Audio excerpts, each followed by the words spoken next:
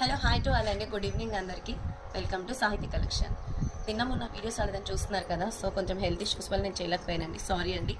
So ఈరోజు నేను చూపించే కలెక్షన్ ఆన్లైన్లో కానీ ఇన్స్టాగ్రామ్లో కానీ ఫుల్ హల్చల్ చేస్తున్న ప్రోడక్ట్ అండి మనం చూపించేది. సో అదేంటంటే ఫుల్ జార్జెట్ కలెక్షన్ అండి.